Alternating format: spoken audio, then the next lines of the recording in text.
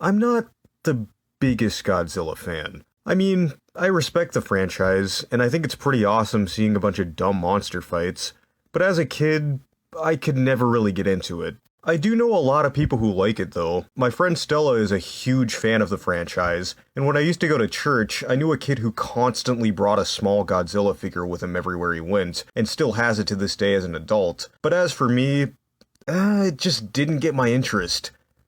That is until 2014. Originally, I had no intentions of seeing Godzilla 2014, so much to the point where I hardly even saw any TV spots and trailers of it, even though the very little footage I did see did look kinda cool. Fortunately, however, my grandparents randomly decided to take me to see this film, and it ended up blowing my fucking mind. I know it's not perfect, and there are many valid reasons to dislike it since it focuses so much on the human characters, but what I mainly liked about the movie is how well it handled the threat and scope of seeing these creatures. I know it'd be literally impossible for something like this to happen, but just the idea of a bunch of mutated monsters in the city is so intimidating and interesting.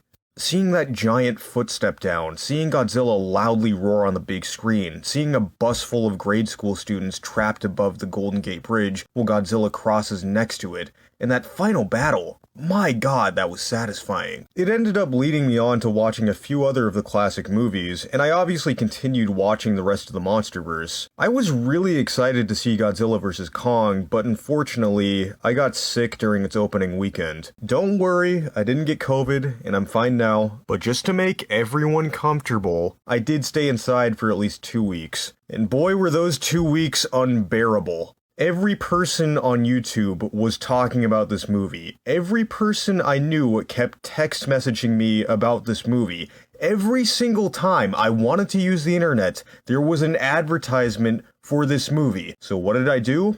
I obviously stopped using the internet, which fucking hurt. Because once again, I was also staying inside for 2 weeks. I know I could have just watched the movie on HBO Max at any point during that time, but seeing a Godzilla movie on a television or computer screen just isn't the same. You have to see a movie like this in theaters first, otherwise you won't feel the full scope and intensity. Luckily, after quarantine, I did eventually get to see it at my local drive-in.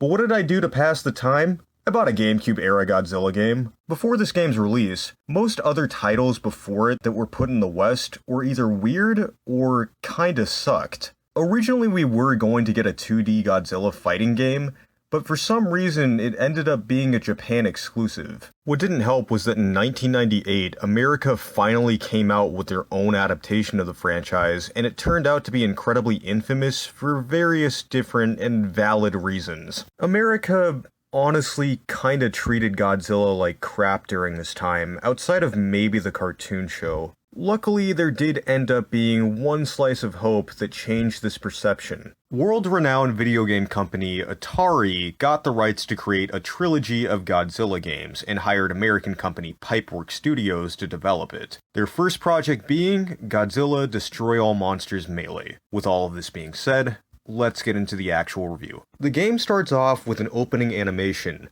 The intro isn't exactly super cinematic like the previous title I reviewed. In fact, despite it being a video clip rather than a legitimate cutscene, the models used here are the same ones used in the actual gameplay itself. But for what it's worth, outside of these minor humans used in this short scene, the graphics look pretty great for a licensed game. Sure, the texture maps look rough. Hell, this loading screen render makes them look like a set of action figures. But as a GameCube title, it's passable. What I mainly appreciate is the fact that for the first time ever, we finally get to see these creatures in an entirely 3D environment. I know that some people enjoy the traditional suits used in the films, and I do respect how that style of direction is still used in Godzilla movies today, but it is sort of nice seeing most of these characters legitimately engaging with each other like actual animals, without it seeming like a bunch of sweaty guys in costumes. That is, all except for Megalon and Gigan. Yeah, there's no way you can tell me those designs weren't meant to be a uniform, but to be fair, they are two of the more older monsters used in early Godzilla films. After pressing start, you're greeted with a variety of different options to play the game,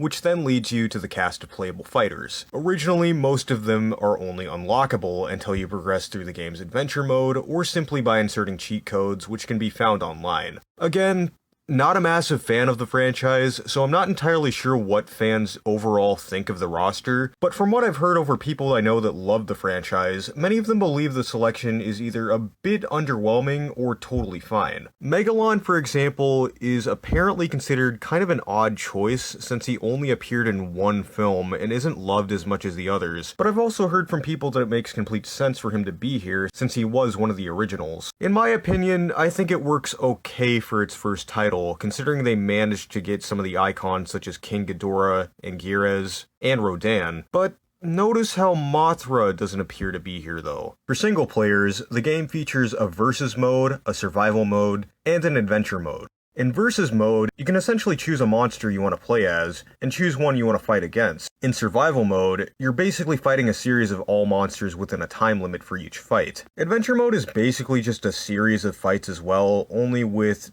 just barely a story. Essentially, the plot is just that aliens have taken over the world and want to see what monster is worthy of fighting against their creation, Mechagodzilla. Okay, this is a little bit weird. The model for Mechagodzilla here is clearly based on Mechagodzilla 2 from one of the films, which is created by humans. There's also another movie where aliens do legitimately create their own completely separate Mechagodzilla. This has caused a bit of confusion for fans. Did these aliens just steal Mechagodzilla 2 and call it their own? I don't know, nor do I really care that much. The story isn't really that great, nor is it trying to be. There's only 3 cutscenes of just this guy talking, and they are admittedly kind of funny, but it's very clearly just a compilation of fights for helping you unlock the other characters. Don't expect this to have a gigantic long plot, which in all honesty is actually pretty refreshing. Literally the only reason why I watch a Godzilla film is just to wait after all of the human pacing to see an epic dumb monster fight. And since this is a video game, it has the advantage of just being almost nothing but dumb monster fights. I guess this is where I'll talk about the gameplay itself. Each character has their own basic fighting sets with their own unique fortes. Godzilla has his tail, Megalon has his drills, Rodan can do a lot of ramming, Destroya has his horn katana, Anguirus has his spikes, Gigan has his claws, King Ghidorah has 3 heads, Mecha King Ghidorah is pretty much the same but even stronger, Mechagodzilla is also more powerful and has a plasma attack, and the secret unlockable character, Orga, is also slightly stronger compared to the rest. Each character is also able to pick up glowing buildings or objects to throw at each other, can block to avoid damage. However, to counter that, each character can also grab and throw each other, and to counter a grab, you jump, which is a little bit awkward, but you get used to it. You can also harm an opponent by basically stomping on their foot, which causes them to dance around in pain while distracted, which makes it easier to attack or grab them. The energy meter is used as a projectile for monsters to shoot a beam attack. If your meter is low, this attack is just a small benefit. If your meter is high and you shoot at the right time, this can damage a large chunk of your opponent's health, even if they're blocking. You do have to be careful though, since this can be countered if your opponent hits you while you're in the process of preparing a shot, or manages to throw something at you during preparation. That still affects your meter too, and if you don't aim in the right direction, or your opponent is too far away, or hiding behind a building as a safe base, you pretty much wasted your energy meter. One thing I do have to praise is how each character has weight to them.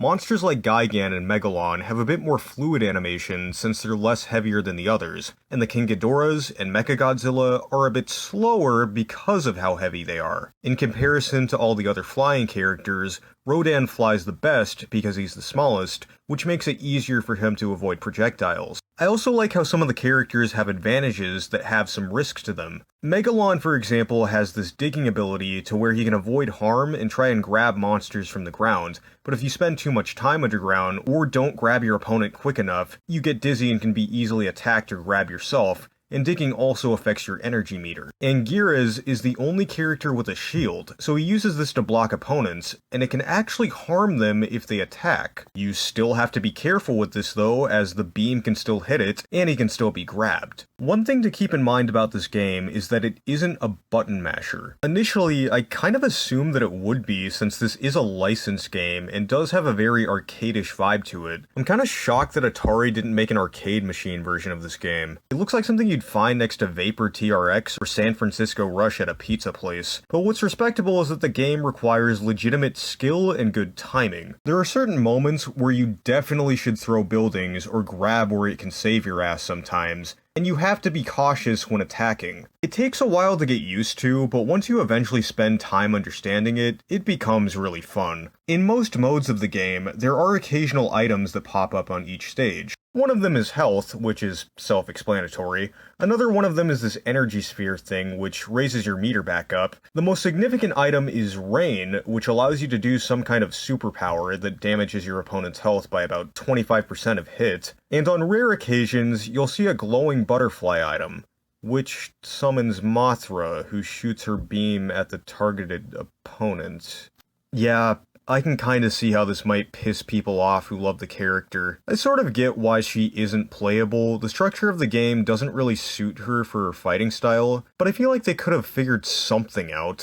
There are also some people in the military trying to harm you as well. Most of it isn't that concerning, except for this really annoying tank that can completely freeze you for a while if you don't spam the attack button, and once you're released, you do this little release animation for a few seconds, which can make your opponent take advantage of you. Oh, and when I say annoying, I mean annoying when I get shot. When you get shot, I break loose. Occasionally Hedorah will come flying around too, and he can slow down your energy, but you can get him to leave by hitting him with your beam. Despite some of its flaws, I think Godzilla Destroy All Monsters Melee is an overall fun title that takes advantage of these characters, and fans will heavily enjoy it if you're playing it with a friend. Something a lot of people seem to criticize the most regarding this game is that there aren't a lot of options for single players. And while I do think this is a con, I don't think the game was really meant to be a single player title. It's a fighting game.